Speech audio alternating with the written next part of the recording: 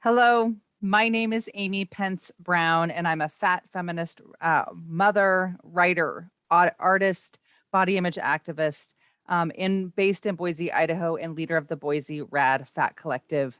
I've been doing this work for about 13 years and am honored to be part of the fat community, educating about and advocating for body liberation. I'm going to be sharing my screen here in a minute and doing a fun PowerPoint presentation for 20 minutes. It's a quick and dirty version of what I speak on all around the country and in classrooms to kids and people, young and old, about my work, how I got here, with a few tips on how you can get here too. With that, let's go ahead and set this up.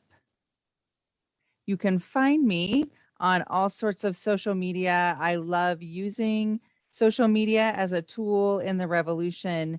So find me on Instagram at Idaho Amy or Amy Pence-Brown, on Facebook at Amy Pence-Brown, writer, artist, body image activist. On my website, I have a blog that I've had for 13 years as well, amypencebrown.com. You can find me in all of those places. I often, as you may know, if you follow my work, use my body as a canvas for my art and my activism. And as I mentioned, I've identified as a fat activist for 13 years now, which is when I first heard this was a term and a real thing, and with a history and not just a wishful figment of my imagination. Because you see, while I had identified as a feminist, as a young college student, it wasn't until about the age of 18 or 19 when, as a women's studies minor, I was thrilled to learn about the women who had come before me in this country fighting for the things that I was also passionate about. But there weren't that many people in academia or otherwise talking about how my fat body intersected with that feminism.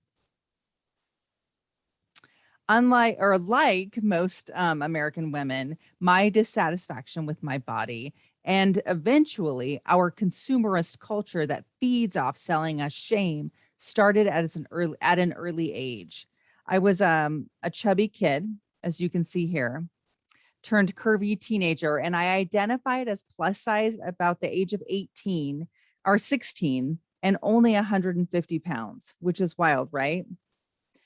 It was also about this time that I really realized that my body was a political vessel and that I often felt I had no control of, how it was viewed and how it was talked about, and rules about what I should do with it, put in it, and put on it. Like lots of young girls, I disliked my larger body in extraordinary ways and was shamed for it even more so. I wasn't able to shop at the mall with my friends, right? I was not being dated by boys because I was too fat, or secretly being fetishized in private for that same body. I was embarrassed of it and hid it and tried in a multitude of ways to make it smaller, none of which ever worked in long-term or significant ways. But well before I knew what feminism was, I began to rebel against beauty standards and things like cutting off all of my hair, as you can see here, into a short pixie cut at the age of 16, and wearing pantsuits to my high school homecoming dance in rural southern Idaho. I was also often called the fat cheerleader, quote unquote. You could see me circled here. And it was really as an undergrad at the University of Idaho where I became a full-fledged feminist, declaring a women's studies minor to go with my dual bachelor's degrees in American history and public relations. I still believe strongly that we cannot make positive change as a social activist unless we clearly understand who and what came before us and our place in that history. The communications department and public relations taught me a lot of things about advertising and film and popular culture. And of course, my women's studies minor brought me books that began to change my life, including these two here, The Feminine Mystique from 1963 by Betty Friedan, and Simone de Beauvoir's The Second Sex from 1949. In graduate school in Minneapolis, I was studying art and architectural history, and I really dove into the work of some important feminist artists, a few whose work has greatly influenced mine. I graduated with my master's degree. I moved to Idaho for a job as a museum curator. I had another baby girl. I had one in college as well. I weighed 250 pounds and I was happy. I was fed up with our consumerist culture's crap, but literally knew no one else in real life who felt this way. I was done with diet culture and hating myself 1 minute longer. So I turned to Google, like all good researchers do, right? And typed in the phrase, "Why am I fat and happy?" Because I wanted to see if one, I was bananas or not. And if two, if not, there had to be someone else out there that felt this way too, right? And after scrolling through pages and pages of ads for the diet industry complex, because that's what Google does, right? It picks up keywords telling me, and so it was telling me giving me lots of ads for why I was unhappy because I was fat. I kept scrolling and I eventually found two blogs, these two you see here, that forever changed my life. They catapulted me into ideas about health at every size and body positivity and fat acceptance. One, The Curvy Fashionista by plus-sized fashion blogger Marie Dene, and the other, The Fat Huffalump by an Australian activist named Kath Reed. Both of them started in 2008. I found them around 2009. And in turn, they led me to books and studies and blogs and writers that have changed my life. I read and read and read and learned that there was, in fact, something called the fat acceptance movement, also known as the fat liberation or fat power movement, a social movement of identity politics that was seeking to change anti-fat bias and social attitudes. It officially became a movement organized in the US around in the 1960s, about the same time that the women's liberation and feminist movement did. As important facets of the larger civil rights uprising, it was started by radical women and a few radical men and people who were fed up with discrimination and bigotry, inequality and lack of respect they had faced all their lives simply for existing in their bodies as they were. Over the past 60 years, many of the brave leaders of these movements have protested and rallied, been ridiculed and humiliated, risen up and talked bravely, and continued to do so about things like sex, body shaming, and aging. These are just a few of the books that I've devoured over the years on the subject, some that I recommend often.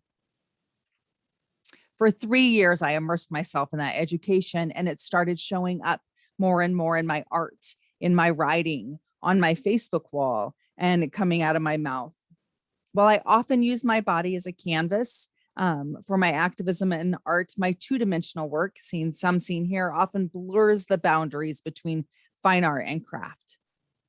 For me, the repurposing of found materials adds both a tactile and a historical element to the contemporary story that each piece tells. My foundations with fabric, combined with my academic background, have allowed me to explore traditional women's handiwork in a non-traditional way as part of a movement called craftivism. These pieces here are from a guerrilla art project in 2015, where I cross-stitched tiny free artworks and hid them in various locations around town, like the diet book section of our public library, leaving clues on my Instagram and Facebook pages. I began not only using my voice as a radical form of performance art locally in 2012, or not only using my art, but also my voice. Around that time, I stepped up my activist game on social media in a subversive and positive way and started a group called the Boise Rad Fat Collective, which began with 8 fierce feminists. And we sort of shared stories about our personal life in larger bodies and links to news articles and discussed them.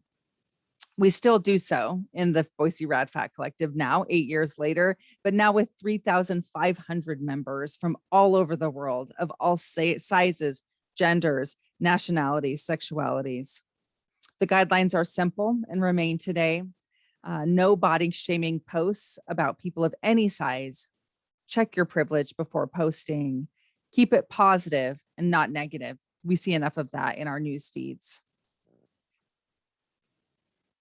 And I find that while the internet can provide community in extraordinary ways, meeting face to face in real life is so important. So I organize these opportunities for body positivity group activities nearly every month, pre-COVID at least, and speak for events like this. We get together, the Boise Rad Fat Collective, for fun things like Chunky Dunks, which are basically swimming parties together at our local hot springs pools, our Radical Reads Feminist Book Club, to more educational things like Rad Camp, which you see here, a body positive boot camp for feminists, which I run each summer in the Idaho mountains. I run a teen version as well, as for girls ages 13 to 15, and a younger girls workshop for girls ages 10 to 12. And I'm often invited to speak in classrooms to children from preschool age to college age. The social activism art performance piece that launched me into international fame, though, was this one I call the Stand for Self-Love from 2015. It's the one I'm most famous for, captured in a video that has been picked up by all sorts of news outlets and seen over 200 million times to date in its various iterations, making it perhaps, from what I understand, one of the most viral videos of all time. It perhaps introduces and encapsulates my work better than my words ever could, and is an excellent way to set the stage for this event and life, really, as we're all here being vulnerable and brave with our bodies, our minds, and our hearts. Many of you have likely seen it. But for those of you who haven't, let's take a look at a short version created by BuzzFeed from the original 4-minute video.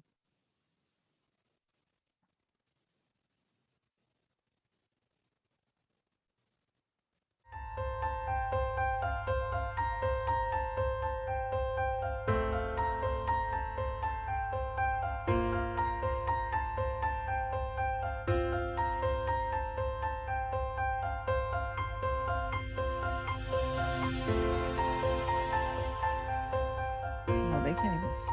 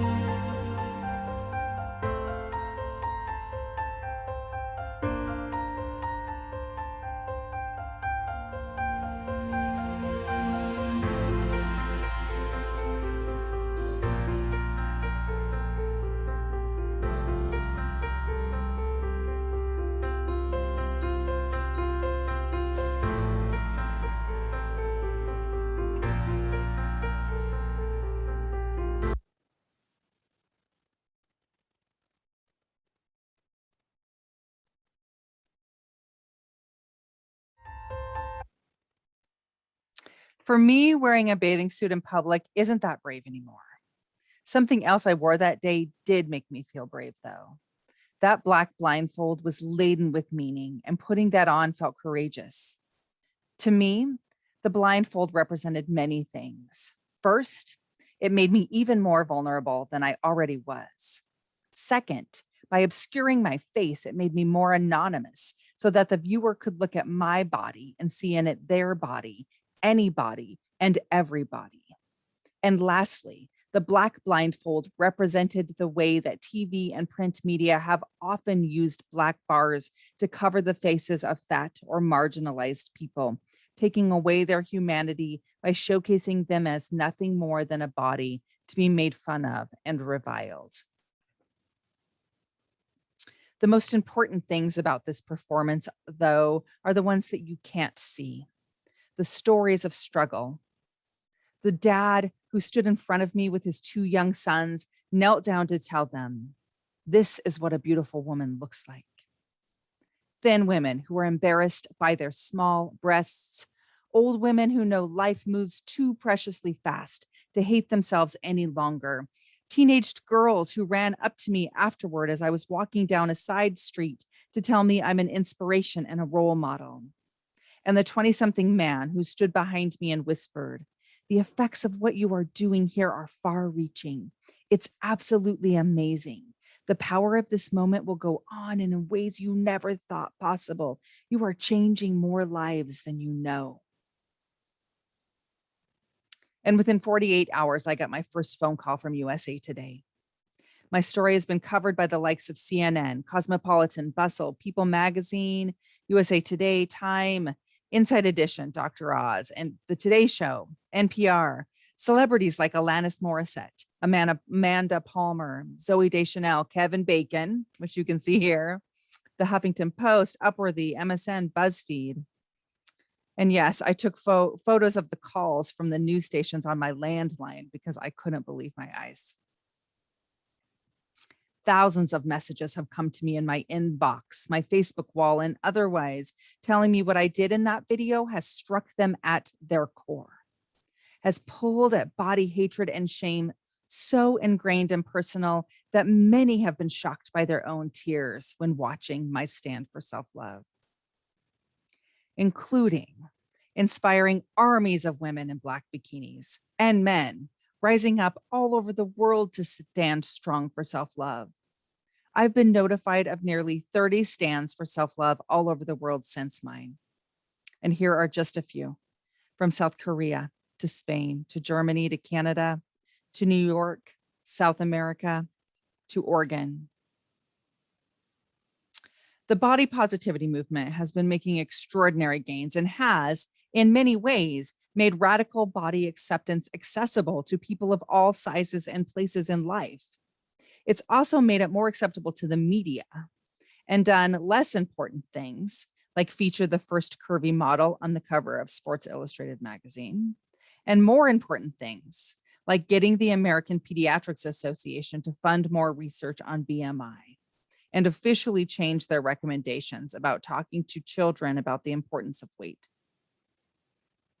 The term body positivity as a movement came about around 1997 when the organization The Body Positive was formed, but didn't take root for many years. And it's important to understand these influences because we live in a diet and thin obsessed culture, really, and in many ways a sexually repressed one too, right? And unless you move to an entirely different planet, you're going to be exposed to these messages and these people and these businesses that make it harder to love your body as it is. And it's really time that we work on banishing that body hate, right? And at least making it less, and committing to ending this war with ourselves and others. It's really hard, but it's really powerful to say, I am going to love myself exactly as I am. There's so many factors that play into this, of course, so many intersections. Our skin is the largest visible organ on our bodies, and the color of it and how others perceive that greatly affects our body image. The world continues to be a hard, unfair, and often unwelcoming place for folks whose bodies do not adhere to the white, thin, able-bodied status quo. But I'm proud of the work we're doing to help change that narrative in important, big, and small ways. Here, myself with a fan who asked me to sign the back of her Black Lives Matter poster at a Roxane Gay book signing at Boise State University years ago, and my young daughter with a sign that she made at the Women's March on Idaho in 2016 that says, "All bodies are good bodies." In addition to our skin, our gender and how we express it outwardly greatly affects our body image and our sexuality, our size, and our ability or disabilities. I love talking with young people and older ones about how amazing our bodies are throughout our whole lives. With teens, I remind them that their bodies are growing and going through major physical changes with puberty, that they have, in fact, been growing and changing in exceptional ways since birth. And this will continue through high school and in so many ways for the rest of our lives, through growth spurts and pregnancy and giving birth and accidents and illnesses, medical surgeries, menopause, all sorts of things, including aging and getting old if we're very lucky. We only have one body and one life, And every day is another day we'll never get back.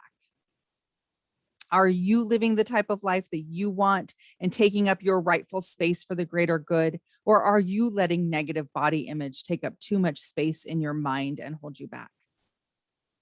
Some of us were not taught these important things when we were young and so wish we had been. So, as adults, we've adopted some harmful habits and absorbed some pretty dangerous messaging that has damaged our self esteem and body image. And we're just now actively working to undo that. I'm glad to be here to help change the conversation for all of us. In closing, we are more than a number on the scale or our BMI or our pant size. We are, in fact, more than our bodies at all. But also, everything we are is our bodies. They are the vessel that houses the most important parts of us: our brains, our hearts, our souls, and our words. They get us through each day to do the things we love and need to do. For me, my body lets me build school gardens and hug my husband, pick apples from my tree, write stories, cook dinner. It lets me teach and love and swim in the lake and grow babies and carry them and nourish them. And despite how horribly I sometimes treat my body or the awful things I may think about it, it keeps showing up for me, waking up every morning, getting the vitamins it needs to move and survive and heal itself over and over until it won't anymore. And none of us know when that time will come. So I'm very grateful for this gift every day. I hope you are too. Thank you.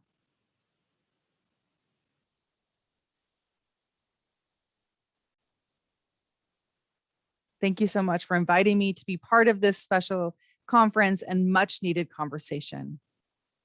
I'm glad to be here, and thank you for sitting through my quick and dirty version of my work and my activism in ways that you can be an activist in your own life as well.